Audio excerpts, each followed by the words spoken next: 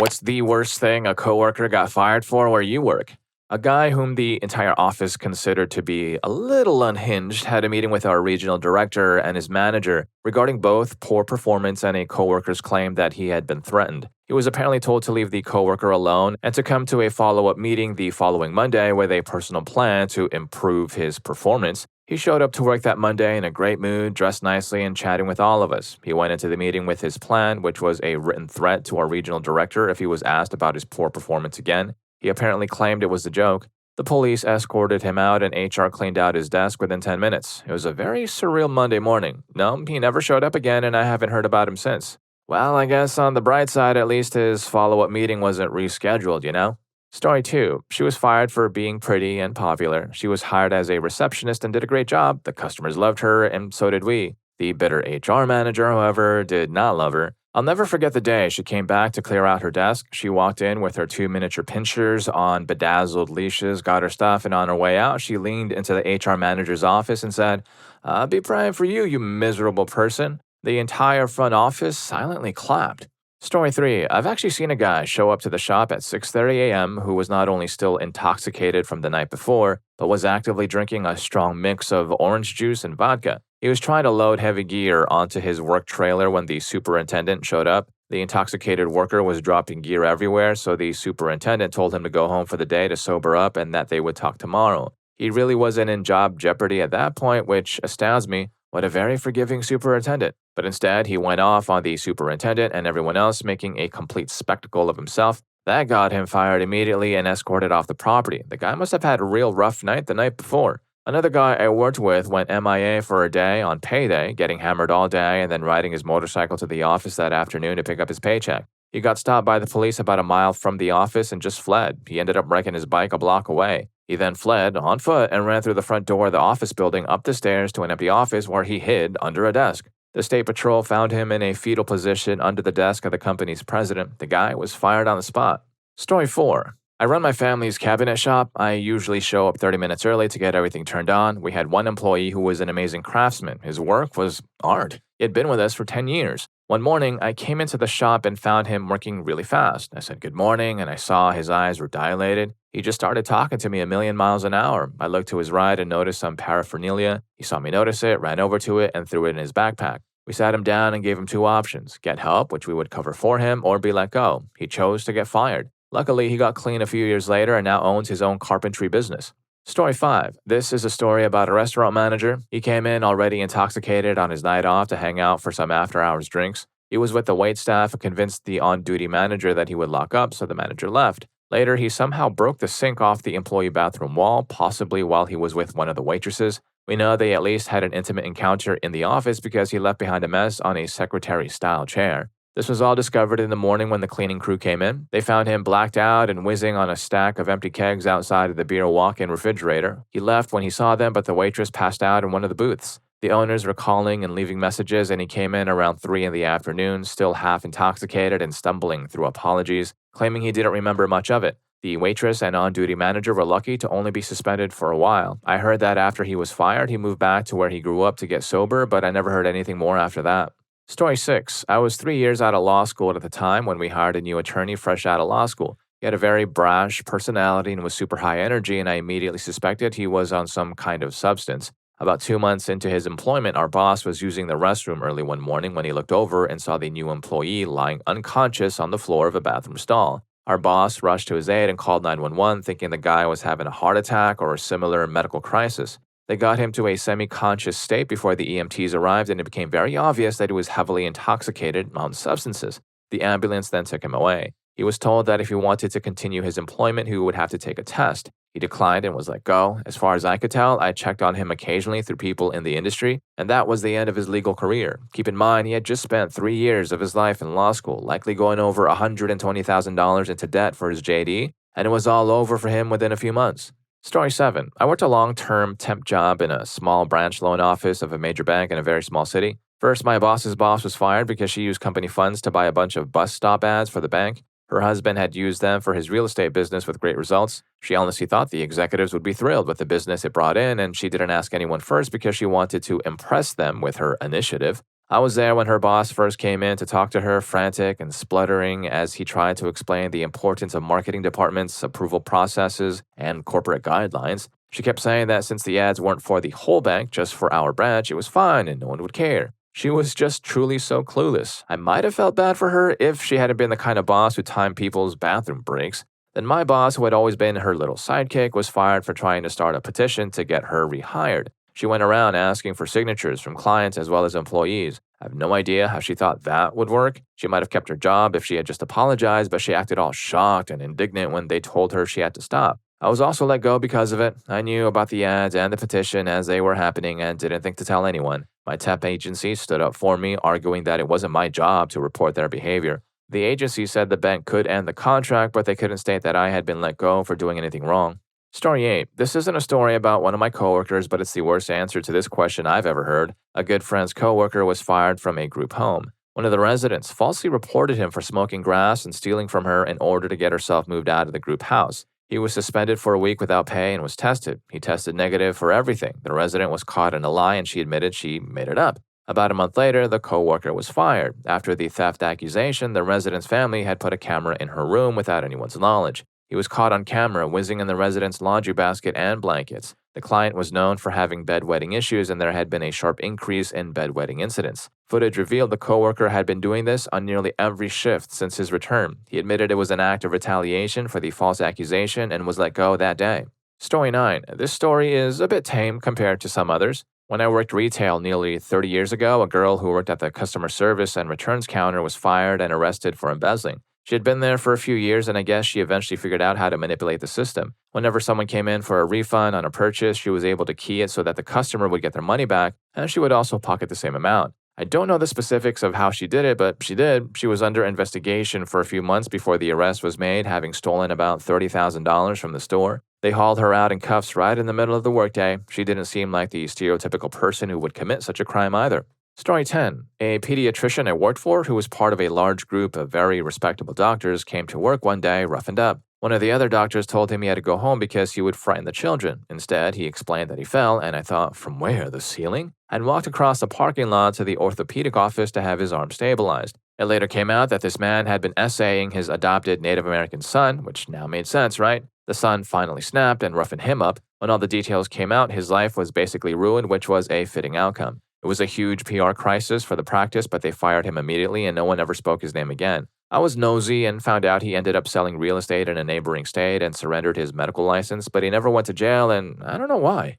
Story 11. On his first day, a new employee found out the person he replaced was fired for substance use. This genius needed a new connection, so he found our company phone list. Since it was a small company, he managed to find our ex-employee's number and called him on a company phone asking to buy substances. The ex-employee called our office thinking we were trying to set him up. Long story short, the ex-employee told him to meet him at the liquor store next to our office, and this all happened toward the end of the day, so I let him finish his workday. I wanted to make the new employee as uncomfortable as possible, so after work, I went to the liquor store. Once he saw me there, he got extremely nervous. I knew he was worried that both I and our ex-employee would show up. I made small talk for as long as possible, just watching him get more and more anxious. I finally told him that I knew what he was doing here and that he shouldn't bother showing up for work tomorrow.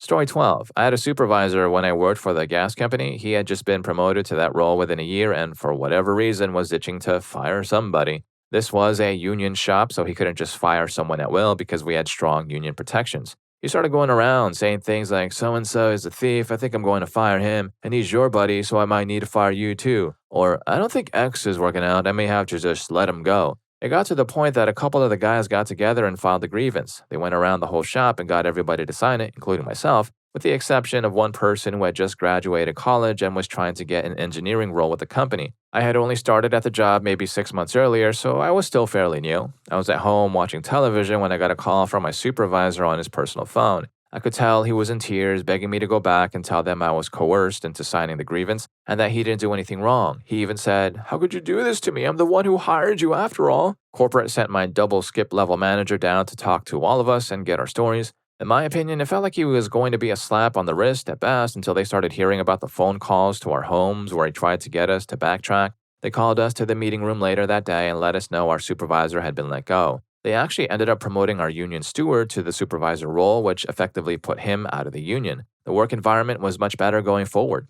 Story 13. I worked at a summer camp and we had an international worker. The man was amazing and friendly. He worked his full counseling job and, in basically all of his free time, would go help in the kitchen. One night, a kid had a nightmare and slid into his bed, and the guy didn't notice. Living at a camp for weeks on end can make you exhausted. The next morning, the kid told his mom, and that man was immediately deported because the mom was threatening a lawsuit, even though the child was begging us not to fire him, saying it was the kid's fault. This kid had more sense than everyone. I still think about how awful that must have been, working harder than anyone else in a new country, and then just being shipped off over something you didn't even know happened.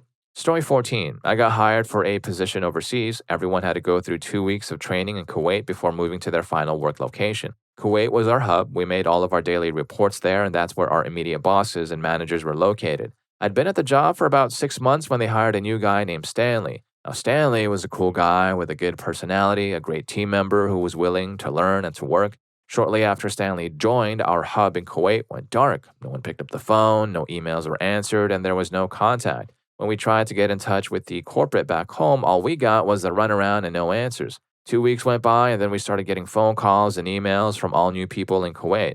At the time, we had no clue what happened. Another 2 weeks went by, and Stanley was fired with no reason given. We started hearing things through the rumor mill. Apparently, the team in Kuwait was all involved in some kind of hours billed fraud, and the whole office was fired. Stanley was caught up simply because he had recently been there for training. He wasn't involved and had nothing to do with the fraud. The poor guy got a completely raw deal. Story 15. I worked at a tech startup right after this occurred. The company had just blown up and received a big investment, and one employee decided he was going to cash in on it. He took the company credit card, and whenever the company spent money on a client, he would spend the same amount on himself. He used the money on lavish trips to Vegas, $1,000 dinners, and high-end escort services. The only problem was that there weren't any clients. It was just him making it up. He racked up almost $500,000 in debt before they caught on and fired and sued him. The sad thing is that since he was one of these starting employees, he would have made a lot of money when the company eventually got bought out. Story 16. A guy was a no-call, no-show for 2 weeks. Our policy was involuntary termination after 4 days. HR called and talked to his wife several times, but she had no idea where he was. I reluctantly signed off on his termination since he was a top-notch machinist. We put his toolbox on a pallet and secured it. In the 3rd week, he walked in at the start of the first shift, came to my office, and asked where his toolbox was. I told him where it was and said that, unfortunately for him, he was no longer employed with our company. The guy then said, "If I leave now, I'm going to your house and end your family." I dialed 911 and told them what he said. About a dozen police officers showed up and shackled him. I'm not sure what happened to him, but he spent time in a county jail after roughening up another inmate. I just shipped his toolbox to his house. I later learned that he went on periodic substances and alcohol binges. He had kids and a family. It was such a waste as he had real talent but was admittedly a very scary individual even when sober. Story 17. This is a story about a coworker's psychotic break. We shared an office. She started muttering things under her breath while she was working. The problem was she would wear headphones and had no idea that she wasn't just muttering. She would go on about how she wanted to end everyone in the office and what the best pen would be to use to harm me and other employees. She also started hoarding weird items that could be used as a weapon. She had a drawer full of staplers. We couldn't figure out where they were going, a bunch of scissors, and a 2x4 that we used to prop a door open. I went to management about it, but they didn't believe me. I borrowed a coworker's webcam and left it running while I went to lunch. When I came back, I put the video on a USB stick and handed it to management. 10 minutes later, my manager called me into a meeting and told me to go home for the day, but to tell everyone that I was going to a client site. The next morning, I came in and noticed she wasn't at her desk. I heard glass shattering and found her in the conference room with the manager and CEO. She had thrown a chair at a glass wall and shattered it. I watched as she took her laptop and threw it at the CEO's head, barely missing him. A few people rushed the room and restrained her. The police arrived shortly after. Story 18. One of the best and nicest workers I ever had was gone when I came back from my maternity leave. I didn't question it and no one talked about him. I'm an introvert, so it was a few months before I told my pharmacist, I'm a pharmacist tech in a major hospital, that I wish my coworker was still there. My pharmacist was dumbfounded and asked me if I really didn't know what had happened. Basically, the guy was stealing syringes and falsifying the documentation. Everyone loved him, so they had him quietly escorted out. I heard he's working at another pharmacy somewhere now. Story 19. I got fired for leaving a used protection in my boss's shoe. It's a long story, but that's the short of it. So I was dating my boss's daughter for a couple of years, and when we broke up, they let me stay with their parents, my boss, for a couple of weeks while we tried to work things out. So far, so good. Except we didn't work things out, and I started bringing other girls home. In hindsight, this was not a good idea, as my quote unquote home was both my boss's and my ex girlfriend's parents' house. But I was young, dumb, and sneaky, or so I thought. The spare bedroom was full of my boss's shoes and spare outfits, and one day I got a call because I had apparently just kind of chucked the protection off the bed and it landed in one of her shoes, and wouldn't you know it, she found it. That didn't end well, but at least I had a lot of closure with both that girlfriend and that job. True story. Story 20. At my last serving job, we had gotten a new GM who was firing people left and right. One firing that stood out was when she fired one of our two black employees because she didn't quote unquote tone down her personality. She was the best person ever, the absolute funniest, and lit up the room every time she came to work. We worked at a comedy club, which is a place where you're supposed to have fun. Months later, the same manager decided to fire almost the serving staff, including me, some bartenders, and the whole kitchen crew. She eventually got fired along with the other two managers. That news really buttered my buns. Story 21. When I was working on a classified project, there was a guy named Joe who used a $50,000 Silicon Graphics computer to run flight simulations of the product we were working on. I went into his office one day and found him rendering women on the computer. He quickly changed the screen. I thought about talking to the manager about what I saw, but before I had the chance, security guards were in his office and he was being escorted out the gate. He lost his job and pretty much everything he had. I knew that computing security watched everything on the network. It was a pretty stupid thing for him to do. And if any of these stories are getting to you, don't forget to hit that subscribe and like button for more videos just like this.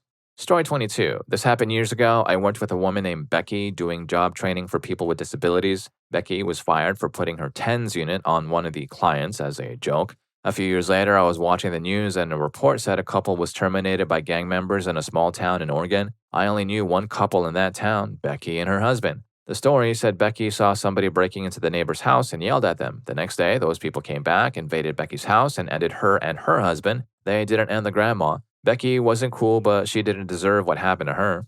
Story 23. This is a story about a coworker who was caught stealing twice. I worked as an assistant manager at a convenience store.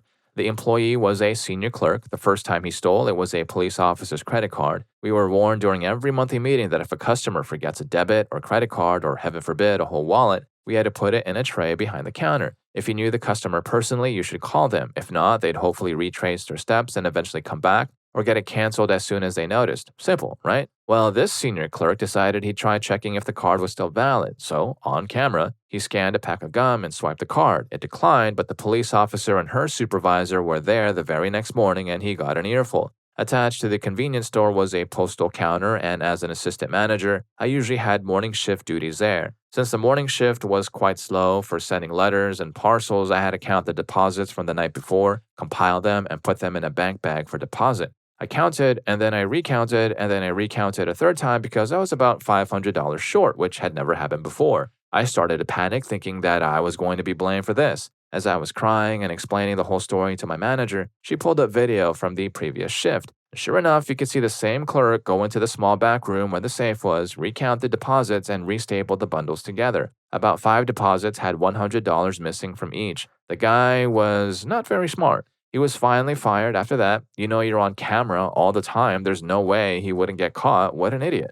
Story 24. This is just rumor mill stuff, but I heard that 2 people got fired at a different site from where I worked at a company I used to be with. All the conference rooms were booked, but some senior executives needed to have a meeting, so they were checking if any of the booked rooms were actually unused. They popped their heads inside a small conference room and walked in on 2 employees having intimacy. They were both married, but not to each other. They also both worked in HR. In their defense, they had booked the room. Story 25. A guy at work kept getting reported for hygiene issues because he smelled like a dirty litter box. He had multiple meetings with different levels of management about showering and washing his clothes, but they couldn't find a reason to fire him. Then there was some kind of team event one day. He walked out to the parking lot, passing at least 2 bathrooms on the way, and proceeded to whiz in the parking lot in front of 2 female employees. He was lucky that being fired was all that happened to him. Neither of the employees wanted to deal with the police. They just never wanted to see him again. Story 26. A coworker was intoxicated on the job and very poorly hid an empty bottle of vodka in the trash. They knew it was him. He even got called in to talk about it, but they couldn't quite prove it beyond a shadow of a doubt. It was also commonly whispered about that he probably used substances, but they couldn't technically prove that either. He committed property damage in his intoxicated rages in the break room, think smashed chairs, etc. It was known to be him and nobody doubted it, but they just sent him home to sober up. Then one day, he actually hurt a coworker. I'll spare the details, but this was undisputed and undeniable. Of course, nobody could possibly have seen that coming with the buildup of intoxicated behavior, probable substance use, and property destruction. The kicker was that he was fired for a technicality, not for any of the above reasons.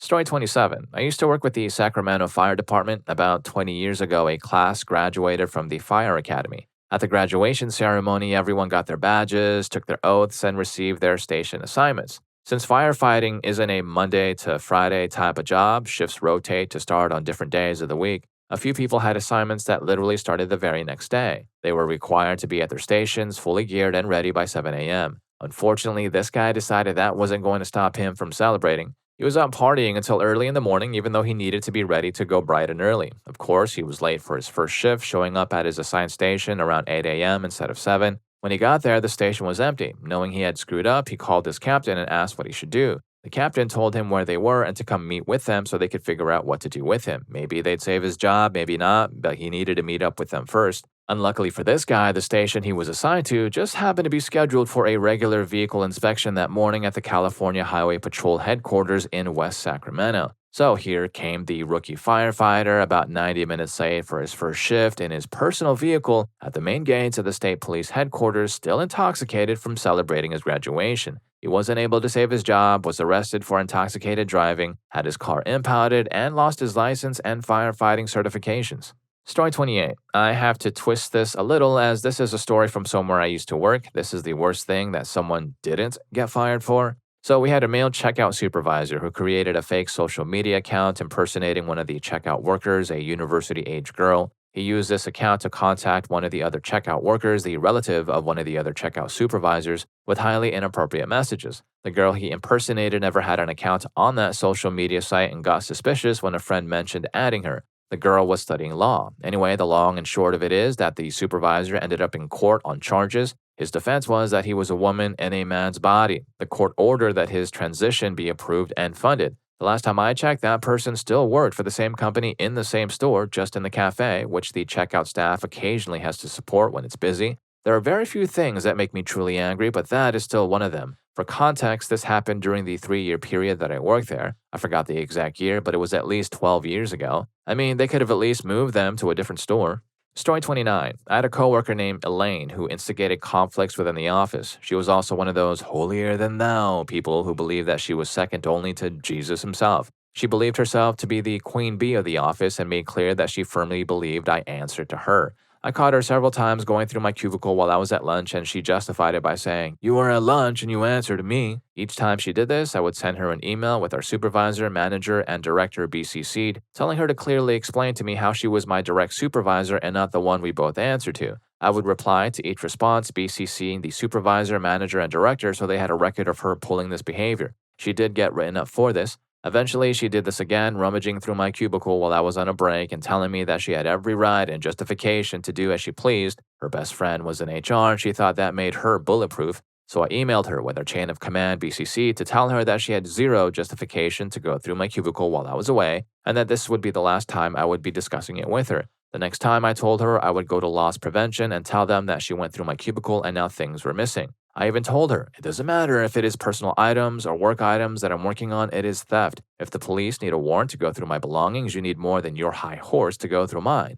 The supervisor, having 3 email chains for me on this topic from 3 separate events, finally had the ability to write up Elaine. She was going to do it with the manager and director in the director's office. It was even made into an event on Outlook so Elaine knew that she had a meeting with our chain of command. She purposely missed that meeting. When they went to her cubicle and asked, "Where were you?" she answered, "I'm not attending that meeting." She was handed the write-up at her desk for going through other people's cubicles without permission or authorization. She refused to sign it, saying that if she needed to go through someone's cubicle, then she would do it. She also told the supervisor that she wouldn't have to go through anyone's cubicle if she were better at her job and pulled out a list of mistakes that I had made that the supervisor didn't catch. Remember, this was all happening at her desk, not behind locked doors. The supervisor lost her temper. She was furious that Elaine was following up on her work instead of doing her own assigned work, and that she would imply she was ignoring my mistakes because she favored me. She yelled at Elaine, then told the director, "Fire her now, I'm not putting up with this words in Spanish woman anymore." Story 30. A guy got angry because he couldn't find his headphones and blamed one of our coworkers. They got into a screaming fight over the headphones and the guy was convinced the other person stole them.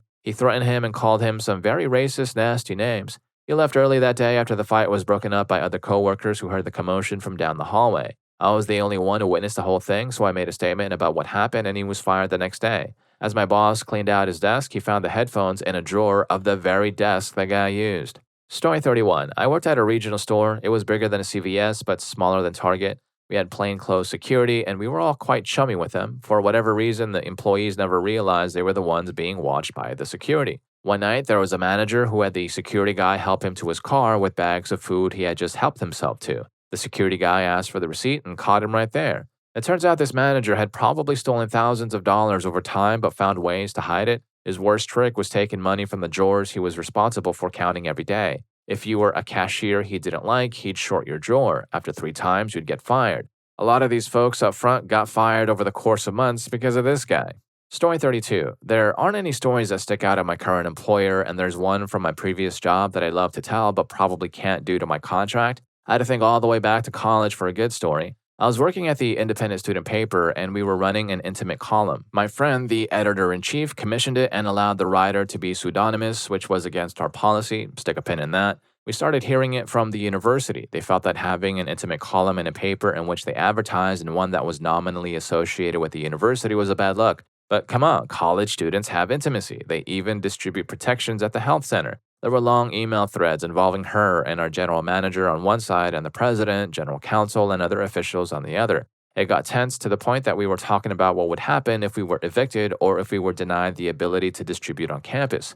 At one point, she responded to the president and the lawyer in an email on which the GM was not copied. When she forwarded the thread to him to loop him in, it was clear she had panicked and tried to shift blame for the column to us. It was a Friday afternoon, and I walked into the office right when the GM saw this email. One by one, we all came in and took a look. Then the EIC arrived, and some of us had private moments with her where we told her what we felt and what this necessarily meant. We had the votes under our bylaws to remove her. She took the adult way out and fell on her sword. We took the opportunity to stop running the column in the paper, though we reserved the right to continue it online only if the writer would put her name to it. My friend kept writing for the paper, mostly about sports, and we remained close friends.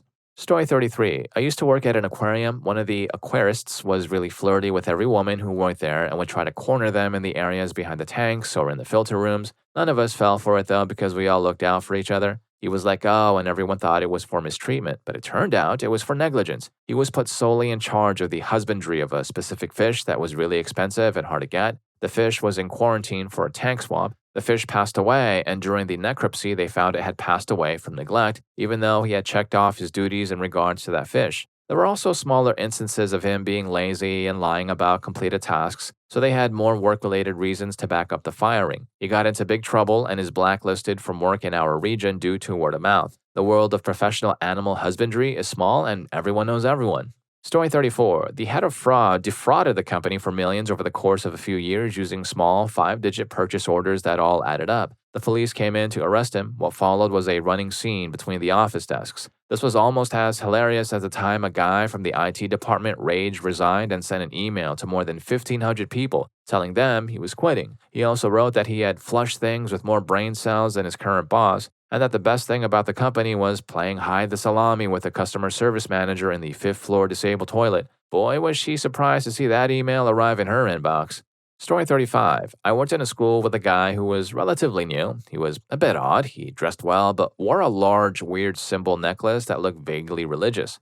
We noticed that at lunch, instead of going to the staff room or sitting with the other staff, he would ignore us completely and go chat with a group of students. This was definitely weird, but nothing was outright wrong by school standards. That was until we got a complaint from a student. It turns out he'd been sitting with the groups of children and arguing with them about why they shouldn't be atheists or why their respective religion was wrong. A teacher telling children that they were wrong and immoral for not believing in his religion. He then got disciplined for that and various other issues like not showing up to work and constantly being late. He complained about it to everyone, including posting about it on social media and accusing the school of mistreatment. As revenge, he ended up crapping in the sink of the staff toilets. He was fired. Story 36. I was working at a local independent video rental store back before Blockbuster became a thing when all video rental places were independent. This place, one of a total of 4 locations around the city, was run cheaply even by the standards of today. We quote-unquote clocked in by signing in and out on a literal timesheet that the store manager would check over every week before submitting it to the central office.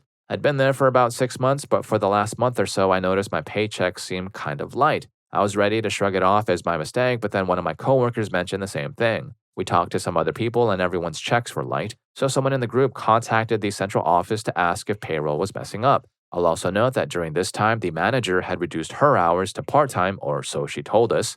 It turns out the manager had been forging timesheets and giving herself extra shift that we worked, pilfering a shift from one of us here and a shift from another there. But it wasn't just for the extra money, it was to cover up the fact that she had picked up a full time job elsewhere. As far as the central office knew, she was still working full time for the video store. She got fired.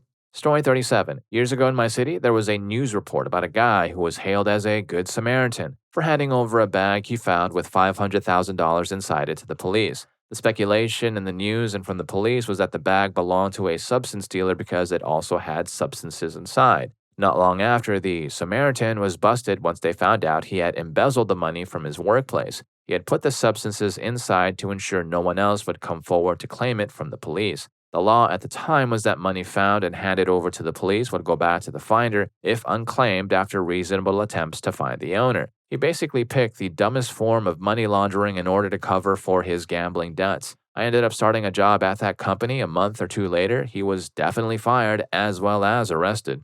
Story 38. I was training a temp for a role on my team. It was his second or third day, and he gave off weird vibes and was super awkward. It happened to be a slower week when he started, and I just chalked his weirdness up to being nervous about starting a new job. He came up to my desk toward the end of the day, and while making small talk, he discovered that we both like to read. I was being polite and telling him about the book I was currently reading. He leaned in close and lowered his voice so only I could hear and started describing a very graphic fantasy scene in his favorite book. I was shocked and didn't know how to respond, so I tried to change the subject, but no one else could hear what he was telling me. Then it was 5 o'clock, time to leave, and he was still talking to me. As I got my stuff, he followed me out of the building and in my car. I was unfortunately parked farther away from my other coworkers and couldn't call anyone over. When we got outside, he said, "I have to tell you this funny story that isn't appropriate for the office," and proceeded to tell me more awful, graphic things. I finally got him to leave me alone, quickly got in my car, locked the doors, and sped out of the parking lot.